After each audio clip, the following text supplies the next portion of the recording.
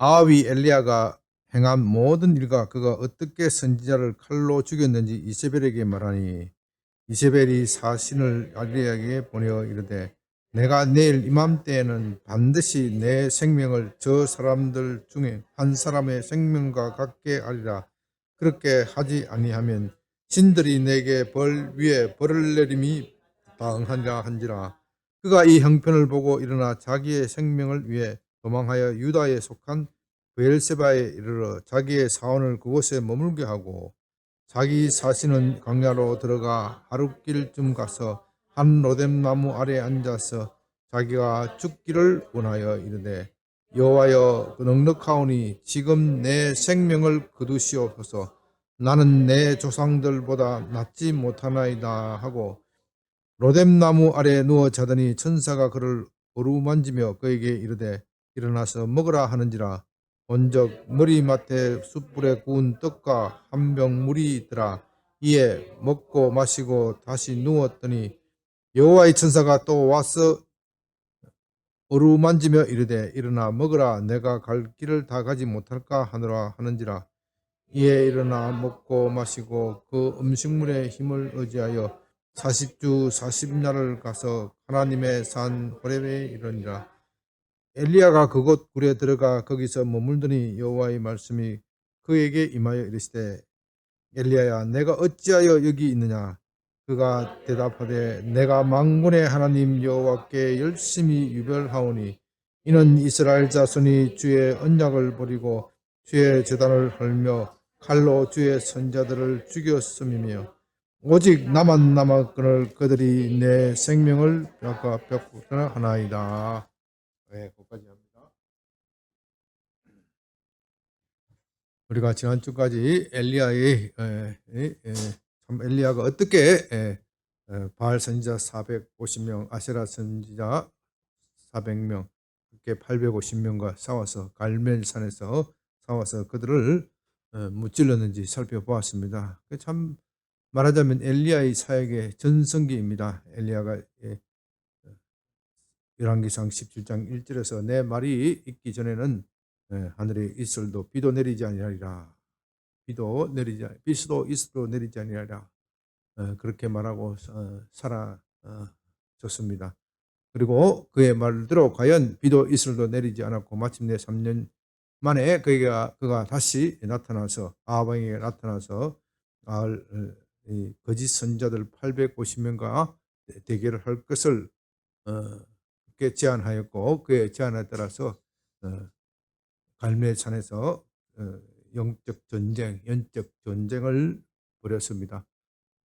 바알 선지자와 아시라의 선지자들은 아무리 그들의 신에게 불러보아도 그들의 신은 죽은 신이기 때문에 대답할 수가 없었습니다. 그러나 하나님의 엘리야가 믿는 하나님은 참 하나님이고 참 신이시기 때문에 살아있는 신이기 때문에 엘리야가 기도한 대로 엘리야가 요청한 대로 하나님께서 하늘에서 불을 내리게 하고 엘리야가 바쳤던 희생 제사를 모두 다 불태워 버렸습니다. 그리고 그 기세에 힘입어서 거짓 선자들을 다 칼로 죽이는 참 쾌거를 이루었습니다. 얼마나 통쾌하고 참 마음이 후련했겠습니까? 드디어 이 이스라엘 땅을 캄캄하게 하던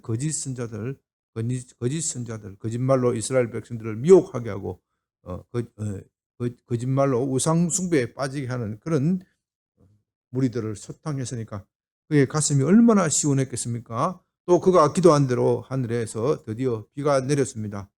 비가 온 이스라엘이 바라던 그 비가 내렸습니다. 엘리야의 사역의 절정기이죠. 그리고 또 무슨 일을 했습니까?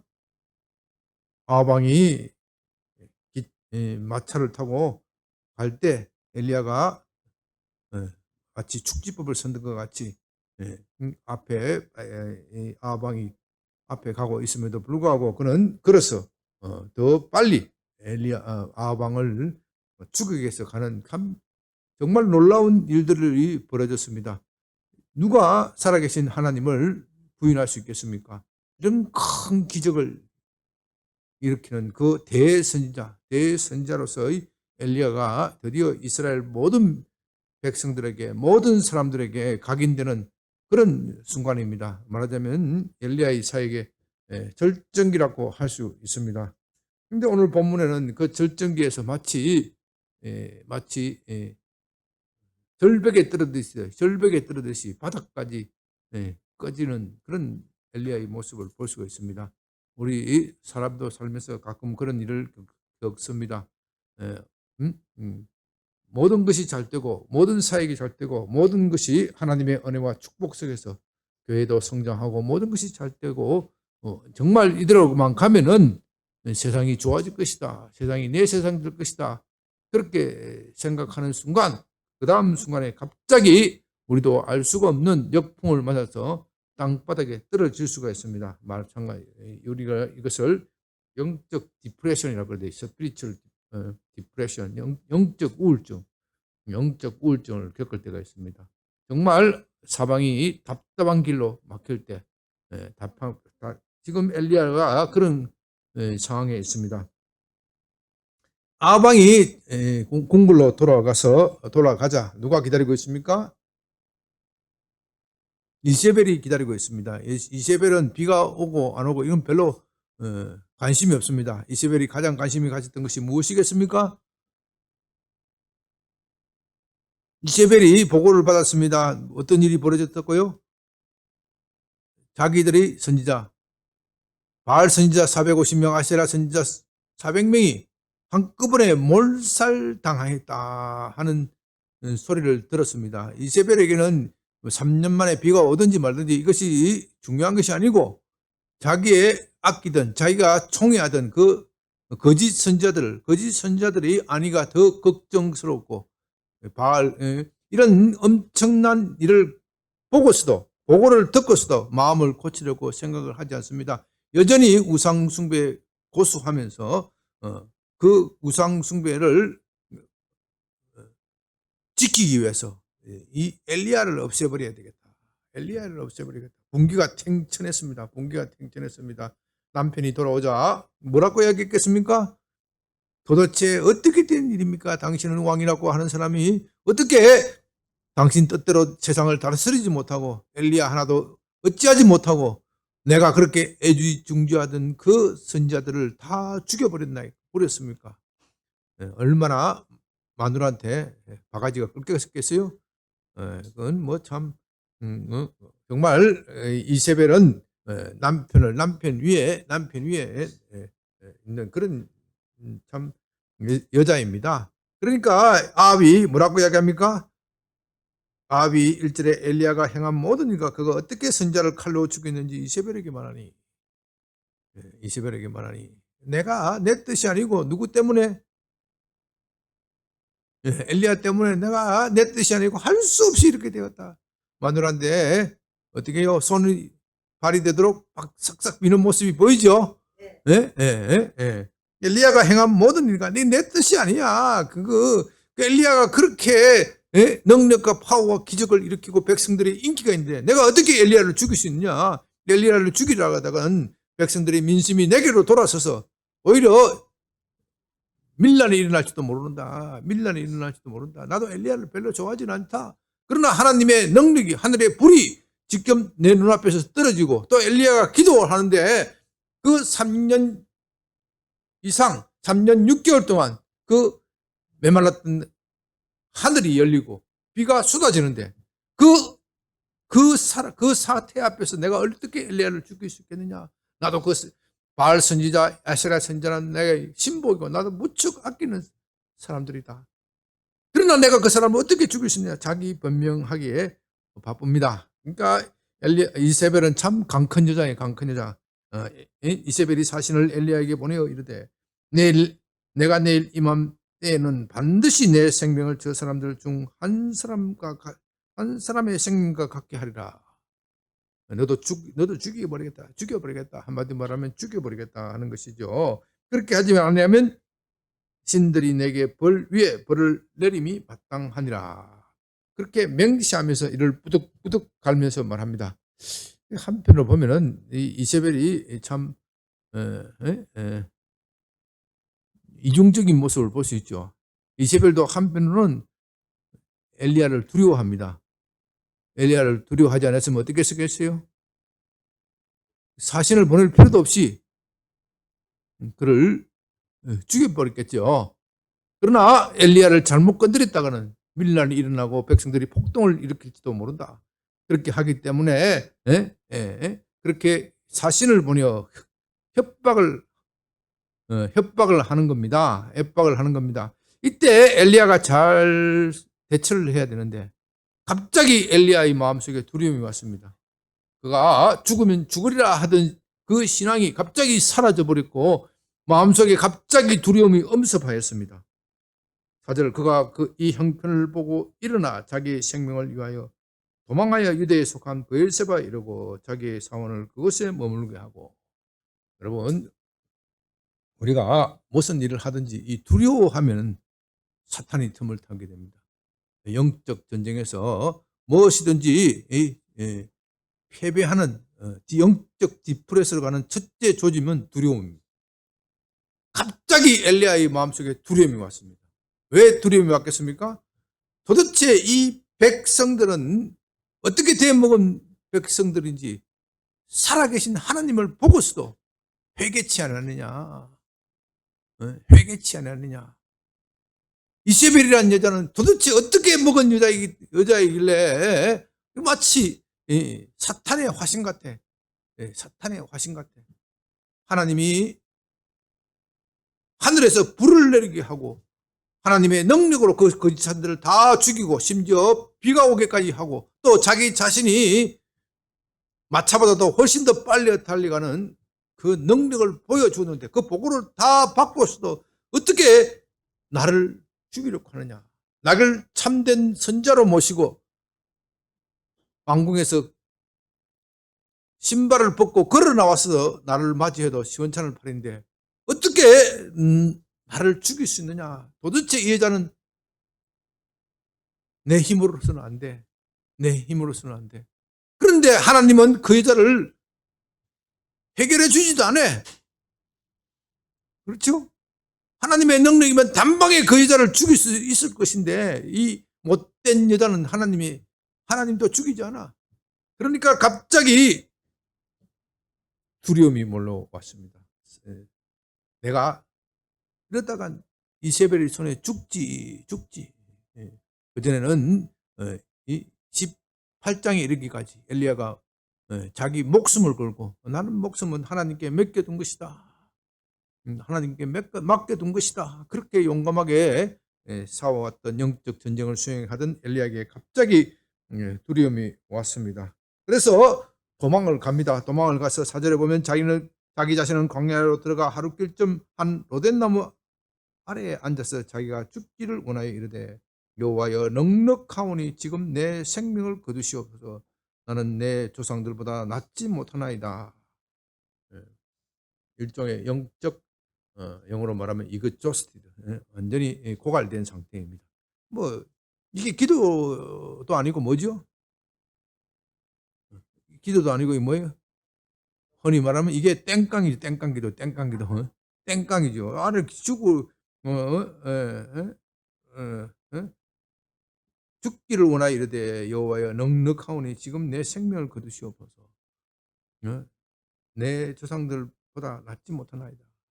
내가 뭐 잘난 것이 있다고 하나님 나를 이렇게 보내십니까? 나 특별한 사람이 아닙니다. 정말 내 능력으로는 될 수가 없습니다. 하나님도 지금 어쩔 수 없는 것입니까? 차라리 이럴 것밖에는 나를 빨리 죽이시옵소서.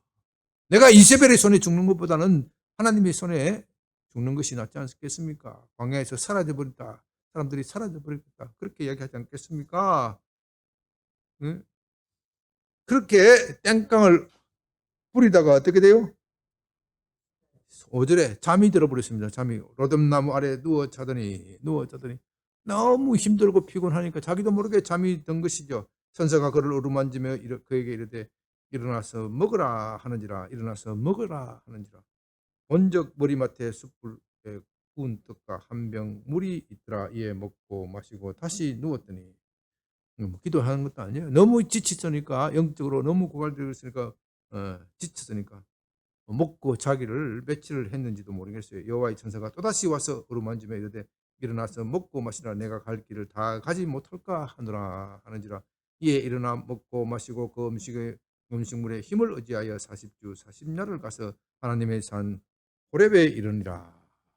영적으로 완전히 고갈된 엘리야를 하나님께서 직접 먹이시고 천사를 보내어 어루만지시고 그를 위로하십니다. 하나님도 이때는 아무 말도 하지 않았어요.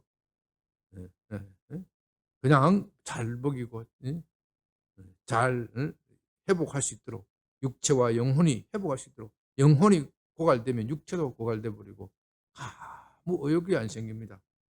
이런 의욕이 안 생기는 엘리야에게 하나님께서 그냥 먹고 마시는 기회를 주면서 40주 40야를 호렙산에 가게 하십니다. 40주 음식물의 힘에 의지하여 40주 40야를 우리가 때로는 이게 휴식을 취할 때 잘 먹어야 돼. 잘 먹어야 돼. 우리가 사역을 열심히 하고 기도도 열심히 하고 사는 것도 열심히 사는 것도 중요하지만 때로는 휴식도 있어야 됩니다. 특히 영적으로 디프레스 될 때 너무 영적 디프레스 된 상태에서 너무 뭘 열심히 하려고 하지 마세요. 그냥 하나님께 맡겨두고 하나님이 끌고자 하는 대로 맡겨두면은 힘이 생깁니다. 힘이 생깁니다. 40주 40야를 가면서 왜 하나님께서 40주 40야를 40일 밤낮으로 엘리야를 걷게 하실까요? 그 가면서 엘리야가 생각을 하는 겁니다. 생각하는 시간을 주는 것이죠. 도대체 갑자기 왜 이렇게 내가 떨어졌을까? 내가 왜 이렇게 떨어졌을까? 자기가 생각해봐도 어때요? 한심해. 내가 한때는 온 세상을 호령하던 엘리야가 아니냐? 엘리야가 아니냐? 온 이스라엘을 쥐었다 폈다 하는 엘리야가 어떻게 갑자기 그 여인의 말 한마디에 겁을 덜덜덜 먹고, 그 겁을 덜덜덜 먹고 이렇게 쫓기는 도망자의 신세가 되었는가? 얼마나 비참합니까? 얼마나 비참합니까? 9절 엘리야가 그곳 굴에 들어가 거기서 머물더니 여호와의 말씀이 그에게 임하여 이르시되 엘리야야 내가 어찌하여 여기 있느냐. 하나님의 말씀은 내가 어찌하여 여기 있느냐. 다른 말로 하면 내가 어찌하여 디프레션 되어 있느냐. 내가 어찌하여 낙담하였는가. 내가 어찌하여 낙담하였느냐. 그가 대답하되 내가 만군의 하나님 여호와께 열심히 유별하오니 이는 이스라엘 자손이 주의 언약을 버리고 주의 제단을 헐며 칼로 주의 선자들을 죽였음이며 오직 나만 남았거늘 그들이 내 생명을 찾아 빼앗으려 하나이다. 오직 나만 남았다. 엘리야의 영적 디프레션의 원인이 바로 여기 있는 겁니다. 하나님께서 내가 어찌하여 내가 여기 있느냐 하는 말씀은 호렙산에서 이르렀을 때 하시는 말씀이지만 40주 40야 동안 하나님은 엘리야에게 이 질문을 하셨을 것입니다. 내가 어찌하여 낙담하였느냐. 내가 어찌하여 낙담하였느냐. 내가 어찌하여 낙담하였느냐. 엘리야의 낙담 원인은 자기 혼자만 있다. 자기 혼자만. 아무도 나를 보호할 사람이 없다. 아무도 나를 보호할 수 있는 사람이 없다. 내가 참 우리가 여기에 대한 하나님의 대답은 잘 알고 있습니다. 엘리야 혼자만 남은 것이 아니라 이스라엘에 기도하는 사람이 몇 사람 남았다고요? 우상 숭배에게 무릎을 꿇지 않는 사람이 몇 사람 남았다고요?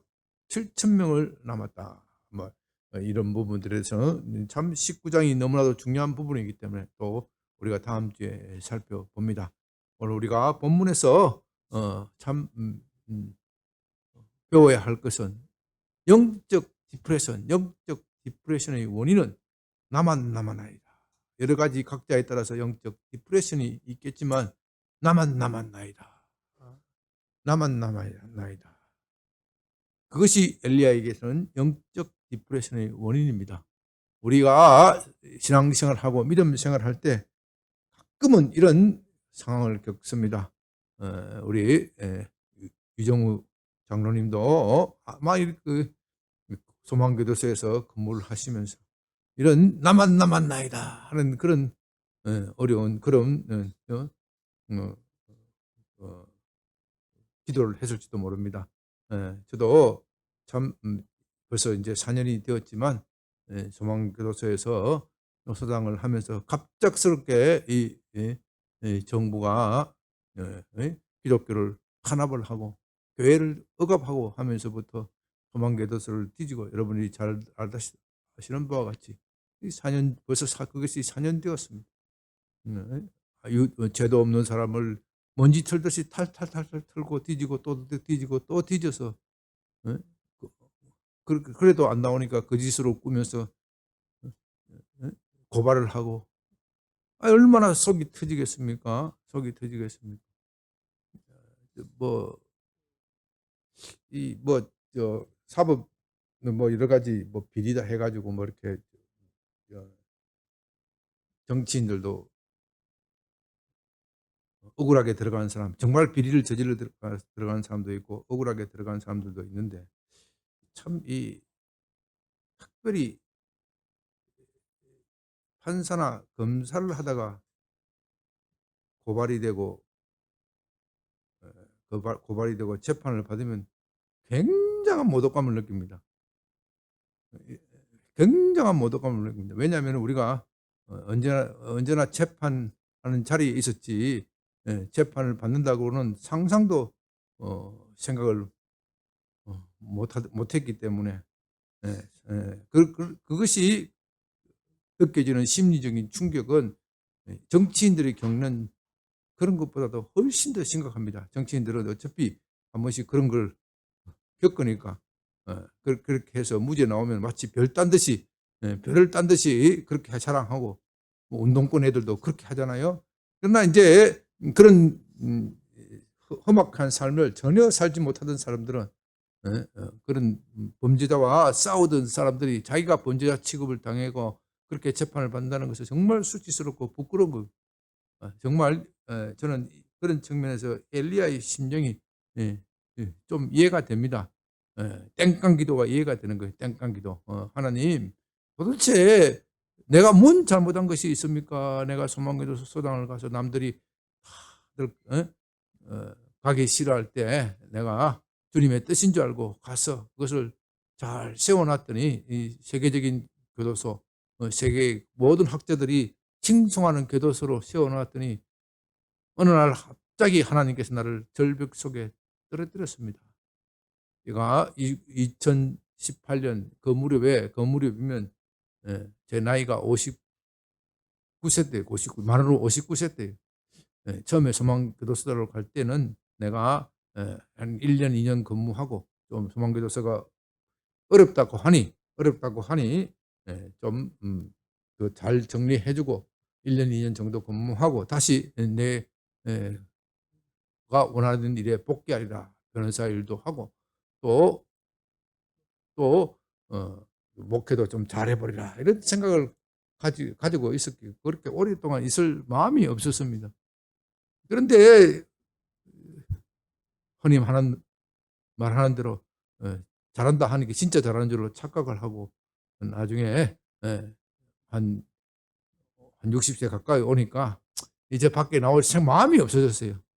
그 처음에 갈 때는 얼른 나와야 되겠다 생각을 하다가 60세 다 가까워졌으니까 아이고 내가 이 나이에 뭐 나와서 뭘 하겠느냐. 조만간도 소소항이 있으면은 어, 예?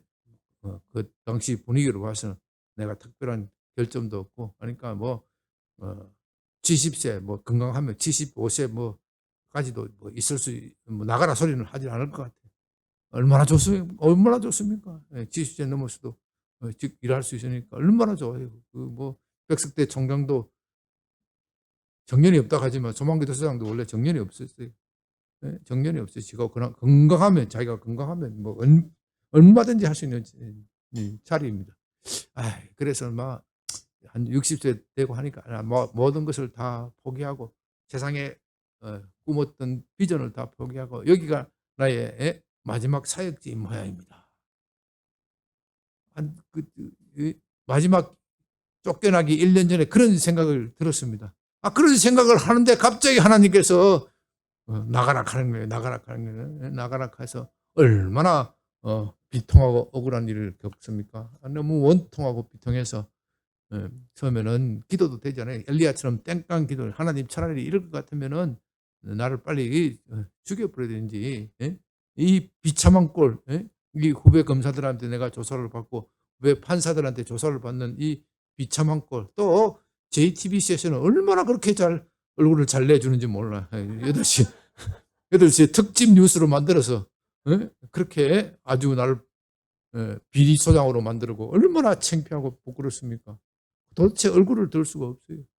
하나님 이럴 것밖에는 내가 왜 나를 위해 소망기도 수장으로 보냈냐.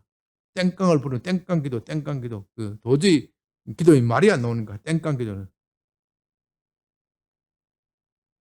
그럴 때는 하나님이 뭐라고 대답을 안 하셔요. 대답을 안 하셔요. 뭐 때문에 그러신지 뭐라고 대답을 안 하셔요. 대답을 안 하시면서 여기에 엘리야에게 떡과 물을 먹이듯이 그냥 말씀도 하지 않으시고 떡과 물을 먹여주시는 거예요. 아니 그때 나오면 변호사 하면은 힘들거든요. 정말 힘들어요. 왜? 교도소에서 7년이 있으면요. 사람의 뭐라 그러죠? 인맥이 다 끊어져요. 인맥이 떨어져. 우리 가간나 교수나 날 알아주지. 사람의 인맥이 다 끊어져요. 그런데 나와서 하나님께서 뭐 그걸 다 간증을 하자면 참 끝도 없는데 통이 마르지 않도록 비참하게 지내지 않도록 그렇게 먹여주시고 하는 거예요. 사건도 적당한 시절에 적당히 오는 겁니다. 여러 가지 희한한 방법으로 먹이시고 위로하시는 그런 것을 체험하게 하십니다. 그뿐만 아닙니다. 제가 뭐 제 자랑하는 것 같지만은 그 4년의 기간 동안 한국 교회를 위하여 아주 중요한 사건들을 많이 하게 됩니다. 제가 교도소장으로 하면은 변호사 일을 할 수 없기 때문에 그 일을 도저히 할 수가 없었습니다. 그러나 제가 변호사로 일을 했기 때문에 참 그 일을 한 거. 대표적인 게 뭐예요? 예? 비대면 예비만 드리라 하는 정부의 행정명령에 대한 법적 투쟁. 예? 법적 투쟁. 이건 이건 한국교회에서 자타가 다 인정하는 겁니다.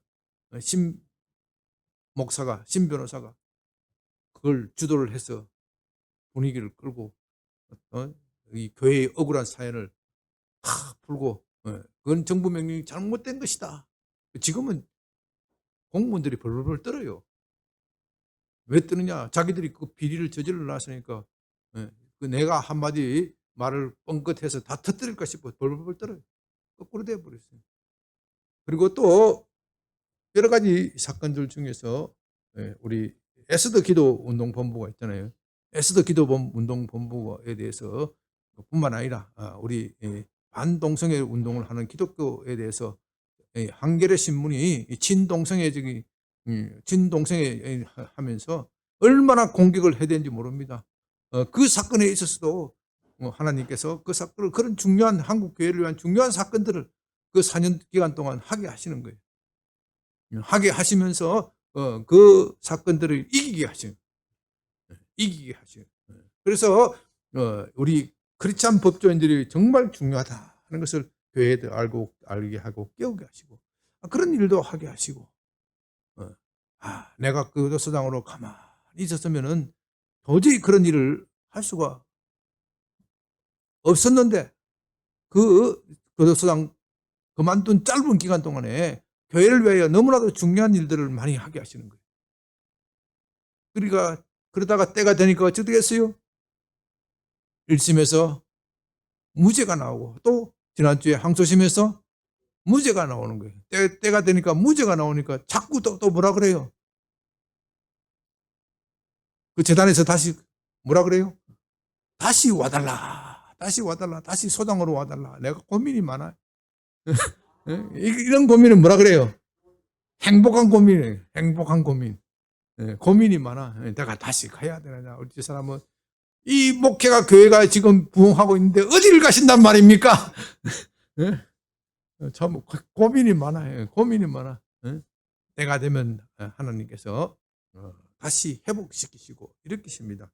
우리가 이 말씀을 생각하면서 때로는 우리 인생길에 있어서 내가 잘 나가고 있고 내게는 도저히 아무런 잘못이 없는데도 불구하고 갑자기 절벽에 떨어지는 듯한 낭떠러지에 떨어지는 듯한 그런 고난을 겪을 때가 있습니다. 그런 고난을 겪을 때 하나님께 물어도 대답을 하지 않습니다. 하나님, 왜 이세벨이 저런 악한 짓을 합니까? 저런 악한 짓을 하는데도 왜 손봐주지 않습니까? 내가 바알 선지자 450명, 아세라 선지자 400명을 다 죽였지 않습니까? 하나님도 그렇게 해주셔야지요. 이세벨을 내가 죽일 수는 없으니까 하나님께서 그냥 죽음의 사자를 보내어 그 자를 단칼을 끝내주셔야지. 내가 이렇게 열심히 했으면 하나님도 해주셔야 될 거 아닙니까? 그렇게 묻고 물어도 대답을 하지 않으실 때가 있습니다. 그럴 때 우리는 영적 디프레션이 옵니다. 하나님께서 이런 영적 디프레션을 보내시는 이유는 우리가 다음 주에 자세히 보겠지만 이 엘리야는 이 영적 디프레션을 통하여 자기 자신의 위치를 다시 알게 됩니다. 그리고 자기 자신의 사명을 다시 알게 됩니다. 그 영적 디프레션을 겪고 난 이후에 엘리야는 영적으로 엄청나게 성장합니다. 마침내 이스라엘뿐만 아니라 주변 국가의 운명을 쥐었다 폈다 하는 위대한 선지자가 됩니다. 엘리야의 손에 하나님께서 주변 국가의 모든 국가의 흥망성쇠를 맡기는 놀라운 예언을 하게 하십니다.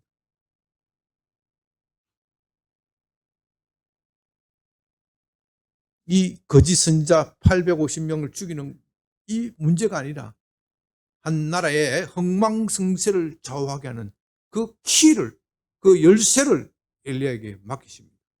하나님은 그 더 위대한 일을 우리에게 맡기게 하기 위해서 때로는 이런 영적 디프레션으로 옮아가게 하고 그 영적 디프레션을 통해서 우리 자신의 연약함을 발견하고 더욱더 하나님께 의존하게 만드시면서 우리를 키워나가십니다. 그러므로 저나 여러분이나 영적 디프레션에 있다고 해서 너무 절망할 필요가 없고 더욱더 하나님을 찾고 하나님께 의존하고 하나님을 만나는 여러분이 되시기를 바랍니다.